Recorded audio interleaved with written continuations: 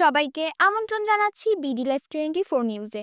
দাম না পেয়ে খেতে নষ্ট হচ্ছে ফুলকপি। মানিকগঞ্জে গত বছর ফুলকপি চাষ করে চাষিরা লাভ করেন। এই কারণে এবার জেলায় ফুলকপির চাষ বেড়েছে। তবে ফুলকপির দাম কমে যাওয়ায় চাষিদের এখন মাথায় হাত। সুপ্রিয় দর্শক, এই মুহূর্তে আমি আছি যাত্রাবাড়ি কাঁচামাল যে আড়ত, সেই আড়তের মধ্যে। আর সেখানে এসেছি আপনাদের দেখানোর জন্য আজকের যে বার্তা, সেটা হচ্ছে ফুলকপি ক্ষেতের কপি খেতেই যে অনেকে কেটে ফেলে দিচ্ছে পাতাকপি এবং ফুলকপি।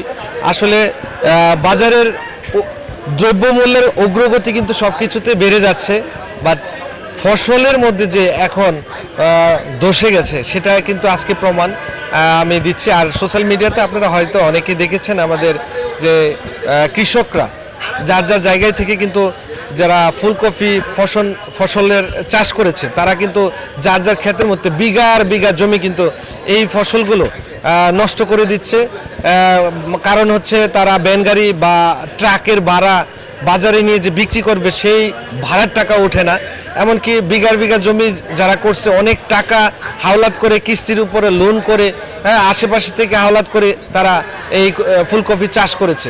এই কৃষকরা কিন্তু এখন তারা কান্না করছে এবং দেখলাম যে তারা কিন্তু কেটে কেটে নিজের ক্ষেতের মধ্যে ওই এবং আমি অনেকগুলো দেখছি যে পচে গলে ক্ষেতের মধ্যে পচে গলে যাচ্ছে। কারণ হচ্ছে এই যে উগ্রগতি সব কিছুতে বাড়ছে, ফসলে বাড়ছে না, সেই বিধায় কিন্তু তারা খুব কষ্টে জীবনযাপন করছে।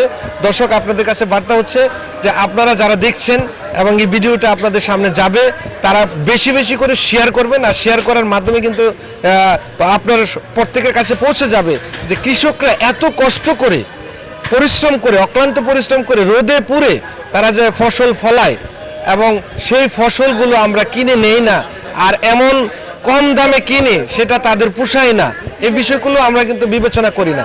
আমরা যেমন দেখেন সরিষার সয়াবিন তেল, তারপরে হচ্ছে চাউলের দাম, এগুলা কিন্তু উগ্রগতিতে বেড়ে যাচ্ছে। তো ফসলের দাম কিন্তু ওইভাবে বাড়ছে না। আর আমরা যে অবস্থায় আছি, আমরা আগে থেকে ফুলকপি এবং পাতাকপি যে ফসলগুলো আছে সেইগুলো আমরা বেশি বেশি করে কিনে খাবো, কৃষক বাঁচাবো, দেশ বাঁচাবো। এই মুহূর্তে আমি একজন আড়তদারের সাথে কথা বলবো যে আমি যে জায়গায় আছি যাত্রাবাড়ি আড়তে, যে আমি একটা বিষয় জানতে চাই যে বিভিন্ন ডিস্ট্রিক্টে বা জেলা উপজেলায় আমরা দেখলাম যারা এই ফলাইছে বা এই ফসল যারা চাষ করছে, কৃষকরা ক্ষেতের মধ্যে আমরা ভিডিওতে দেখেছি যে তারা কান্না করছে, দাও নিয়ে নিজের ক্ষেত নিজে কেটে ফেলে দিচ্ছে। আসলে এই বিষয়ে আপনার কি বলার আছে, একটু যদি বলতেন। এই বিষয়ে মনে করেন যে আমি যে মাল আনছি বর্তমানে গাড়ি ভাড়া পাই না। গাড়ি ভাড়া পান না? না। কোথা থেকে আসছে মাল? এই মাল আছে চুয়াডাঙ্গা বা কুষ্টিয়া, মেহেরপুর বা দিনাজপুর, রাজশাহী থেকে আসে। এটা মনে করেন যে আসে। এখন বর্তমানে কৃষকেরা 2 টাকা পিছু হাতে নেয় না, পাটি নেই। তার মানে এক একটা 3 কেজি 2 কেজি ফুলকপি পাতাকপি আপনাকে 2 টাকা করে, 2 টাকা 3 টাকা করে সাদে। তারপরে এগুলা গাড়ি ভাড়া উঠে না? গাড়ি ভাড়া ওঠে না, তারপরেও গাড়ি ভাড়া ওঠে না। তারপরে অনেকে আনে, তবে মনে করে যে আশা করে আহে, আয়া মনে করে যে যাক যদি গাড়ি ভাড়া দিয়া কিছু পাই, তাইলে মনে করেন 10-20 হাজার বা 10-12 হাজার বা 5-6 হাজার পাই, এটাই আমাদের আইলো। কিন্তু ওইটা দিয়ে তো গৃহস্থে পায় না, শান্তি পায় না, উনি কান্দন নিয়ে যায়। এখন আমি মনে করেন যে এক গাড়ি মাল কিনছি, 4500 মাল আনছে, 4500 পিস আনছে, মানে এক গাড়িতে। গাড়ি ভাড়া হলো আপনার এই 19,000। 19,000 টাকা গাড়ি ভাড়া। এখন সে বেচে গেছে বর্তমানে 24,000 আমার কাছে। আমি রাখছি 24,000 টাকা দিয়া। তখন রাখিয়া তখন গৃহস্থে কান্দনের লাইন নিয়ে গেছে, তার গাড়ি ভাড়া হলো 19,000। ঘর ভাড়া দিব, আরবদারি দিব 5,000 বা 6,000 এরকমই। তাহলে তার থাকে কি, সে খালি হাতে গেছে, কোনো কিছু নিতে পারে না। তখন মনে করেন কাঁচা বাজার হলে তো পাইকে আমরা যে লইছি, আমরাও বেচতে পারি না। 6 টাকা 7 টাকা 5 টাকা এটি বেচা পোষায়। আর যে খাটনি, এই খাটনিতে আমাদের লাভ হয় না, পোষায় না, বুঝছেন। আমরা এইভাবে আমরা আসি বর্তমানে। অনেক কী করবো, মানে আমরা মিও করতে পারি না, সে মিও করতে পারি না। আচ্ছা, এই যে যন্ত্রণার মধ্যে আসি, যে আপনার কোন কোন ডিস্ট্রিক্টের এখানে বসে মানে ফসলগুলো পাচ্ছেন?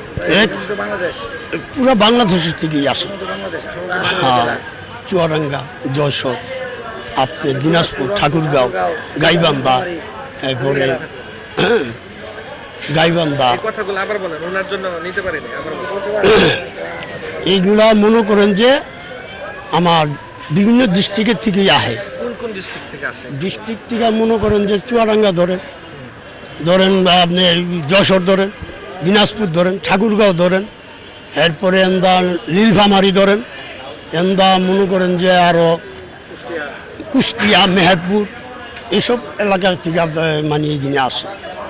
আচ্ছা, এইরকম তো আপনারা এই জায়গায় বসে যারা ব্যবসায়ী আছেন বা আপনারা যারা বড় ব্যবসায়ী আছেন, বিভিন্ন ট্রাকে যে অন্যান্য বছর আসতো, সেই তুলনায় তো এবারের বছর এত দশে পড়েছে না, এইবারকার মতন এত খারাপ কোনো বছরই হয়। কি মনে করছেন, এটা কি এটা ফসল আমদানি বেশি হয়েছে, খেতি বেশি করছে। এই আবার 1 মাস 2 মাস আগে আবার একটা কপি আপনি 60 টাকা তো কিনতে পারেন না, যা ওখানে দাম গেছে বেশি। এখানে আমদানি হয়েছে, চতুর্দিকে আমদানিটা চাপ দিছে, ওই চাপের কারণে এখন আমদানি বেশি। মানুষ পাইকার তো বাড়ে নাই, পাইকার বিভিন্ন জায়গা থেকে আহে, জায়গার থেকে আহে। এই মনে করেন আমাকে একটা গাউসিয়া আরো দিয়ে গেছে গা, ওই জায়গা মনে করেন যে গাউসিয়ার পরে আছে আবার আরো জায়গা বিভিন্ন জায়গা আরো দিয়ে যাও না, এখানে পাইকার পত্র কম হয়ে গেছে। সব জায়গায় একরকম, কিন্তু আচ্ছা, আমরা জানি ঢাকা জেলার ভিতরে কারণ বাজার, তারপরে এখানে কেরানীগঞ্জ, তারপরে হচ্ছে নারায়ণগঞ্জ, এই জায়গায় এবং এরকম অনেক আড়ত আছে।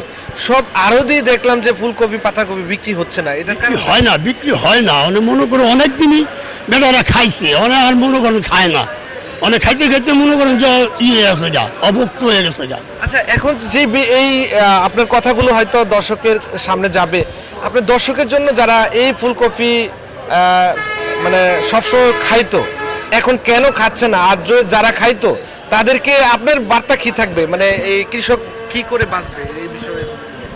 এখন মনে করেন যে যেভাবে আছে, অনেক কৃষক তো আর বাঁচার কোনো রাস্তা নাই, যেন হয়ে গেছে গা, এটা জমিনে রাখতে পারতেছে না, এটা কেটে আনতেই হবে। আর যদি মনে করেন একদিন আপনার 2 দিন বা 4 দিন ওভার হয়ে গেল, তাহলে জমিনে ফাইটা যায়, ওই ফাইটা গেলে আর আনা যাবে না, ওইটা কেটে ফালাই দিতে হবে জমিনে, ওইটা রাখতে পারবো না। আর ফুলকপি আপনার বর্তমানে জমিনও আইসা পড়লে, ফুলটা যদি আইসা পড়ে তার জমিনও রাখা যায় না, একদিন রাখতে গেলে আপনি এই ফুলটা ফাইটা যায়, ফাইটা গিয়ে আম্ম হয়ে যায়। কিন্তু ওই জিনিসটা আনলে, এখানে আনলে বিকবো না, ওটা খাইবো না, তো ওইটা আর গৃহস্থে আনে না।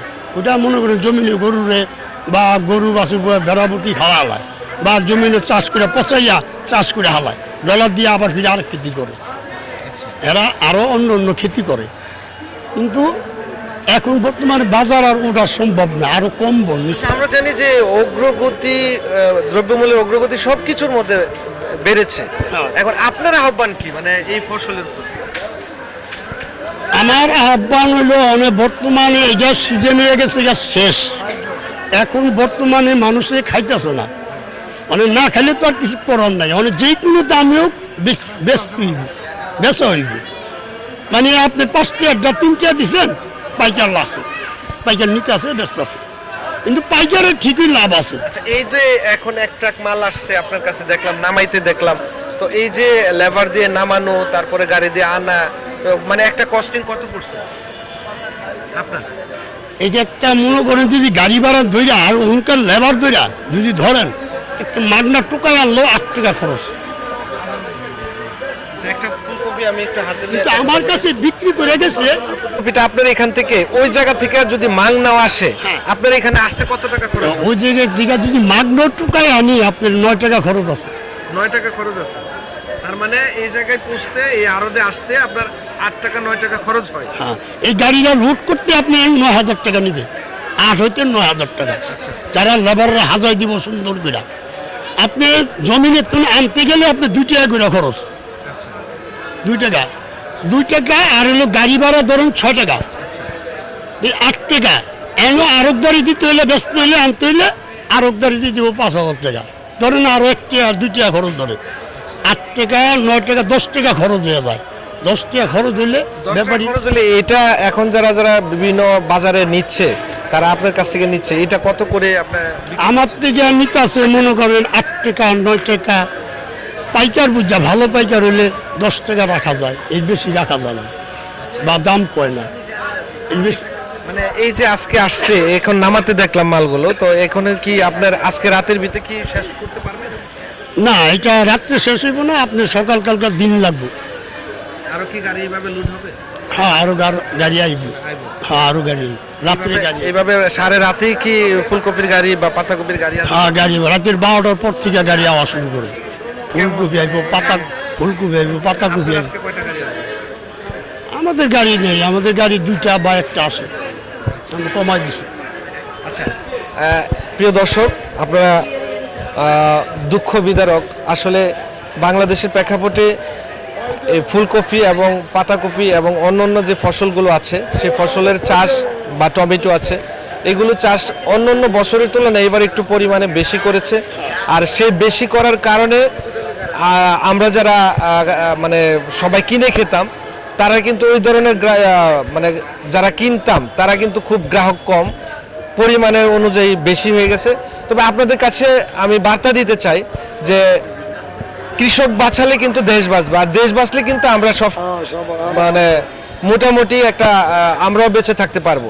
তো এখন যেহেতু কৃষকরা যার যার, আপনারা হয়তো দেখেছেন বিগত দিনে, তারা কিন্তু অনেক কষ্ট করে প্রায় 70-80 দিন রোদে পুড়ে ছাই হয়ে এত কষ্ট করে যে একটা ফলন এই যাত্রাবাড়ি আড়তে আসবে বা ঢাকা অন্যান্য আড়তে আসবে, সে আসার আগ পর্যন্ত তারা যে অক্লান্ত পরিশ্রম করে যে কষ্টটা করছে, সেই কষ্টটা একটু আপনারা আপনাদের জায়গা থেকে অনুভব করেন।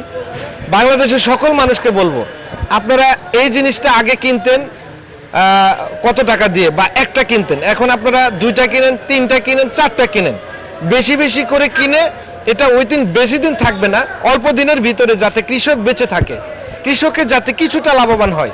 তারা কিন্তু মাংনা দিচ্ছে, আমরা দেখছি যে কেটে ফেলে দিচ্ছে, জায়গায় খেতে মানে পৌঁছে যাচ্ছে, গরুকে খাওয়াচ্ছে, গরুও ওইভাবে খাইতে পারতেছে না, আশেপাশের মানুষকে দিচ্ছে, মাংনা দিচ্ছে, অনেকে খেতে থেকে টুকায় টুকায় নিচ্ছে, আসলে লাভ নেই ওইখান থেকে। যদি তার কাছ থেকে জানলাম এই ব্যবসায়ীর কাছে যে তারা যদি মাংনাও নিয়ে আসে, একটা কপি এই বাজারে আসতে 8 টাকা খরচ হয়, সেই 8 টাকার জিনিসটা আমরা যদি 10 টাকা দাও কিনি, আমরা বেশি কিনবো এবং আমরা যদি বেশি বেশি করে খাই, বেশি সবজি খাই, আমাদের ক্ষতি নেই।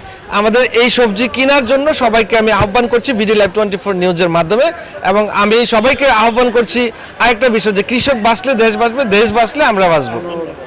ধন্যবাদ সবাইকে। লোকসানে পড়ে অনেক চাষি ক্ষেত থেকে ফুলকপি তুলছেন না, ফলে খেতে নষ্ট হচ্ছে। অনেক চাষি তুলে গরু ছাগলকে খাওয়াচ্ছেন। বিভিন্ন এলাকা ঘুরে দেখা গেছে বেশিরভাগ ফুলকপি বাজারজাতকরণের উপযুক্ত হলেও চাষিরা তুলছেন না। অনেক চাষি তুলে তা খামারের গরু ছাগলকে খাওয়ানোর জন্য নিয়ে যাচ্ছেন, কিছু চাষি বাজারে পাঠাচ্ছেন।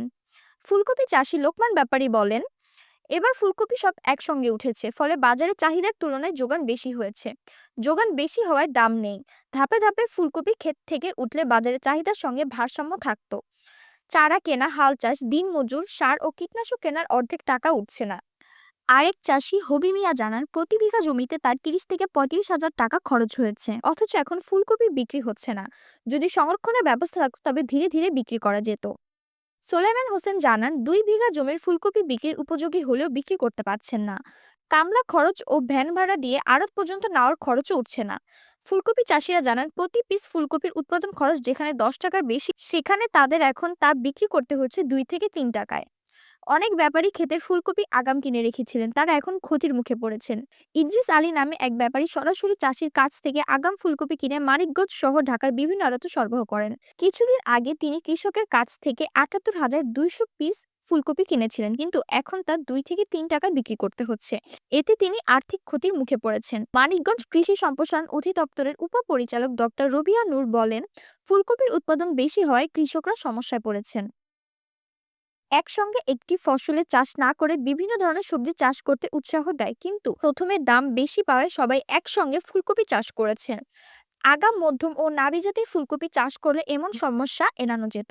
ক্রেডিট, এই প্রতিবেদনের তথ্য উপাত্ত সংগ্রহ করা হয়েছে প্রতি মুহূর্তের খবর রাইজিং বিডি নামক সাইট থেকে।